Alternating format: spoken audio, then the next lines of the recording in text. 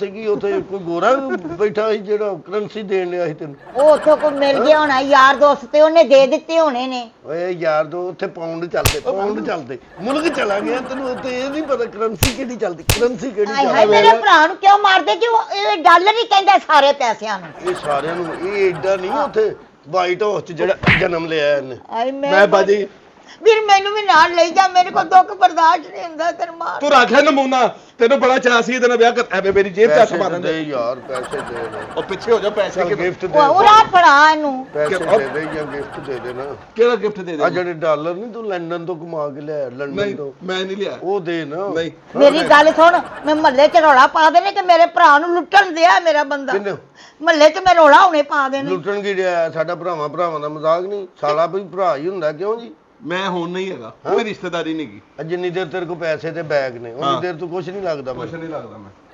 ਆ ਤਾਂ ਸਹੀ ਕਹਿੰਦੇ ਕੀ ਲਿਆਵਾਂ? ਮੈਂ ਕਹਿੰਦੀ ਪਈ ਚਾਵਲ ਲੈ ਆ ਗੋਸ਼ਤ ਲੈ ਆ। ਕਿਹਦੇ ਲਈ ਲਿਆਉਣਾ? ਕਿਹਦੇ ਲਈ? ਮੇਰੇ ਭਰਾ ਲਈ 50। ਮੇਰਾ ਲੱਗਦਾ ਹੀ ਕੁਝ ਨਹੀਂ ਮੈਂ ਇਹਦੇ ਲਈ ਲੈਣ ਜਾਵਾਂ।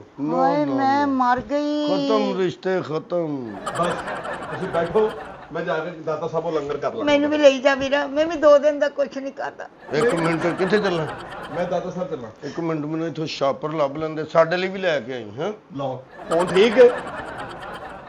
ਪਤਾ ਨਹੀਂ ਮੰਗਤਿਆਂ ਆਹ ਤੇ ਫੜਾ ਦੇ। ਓਏ ਹਾਏ ਭਾਜੀ ਮੈਨੂੰ ਇਹਨਾਂ ਦੀ ਅੱਖਾਂ 'ਚੋਂ ਕੋਈ ਗੱਲ ਨਜ਼ਰ ਆ ਰਹੀ ਹੈ।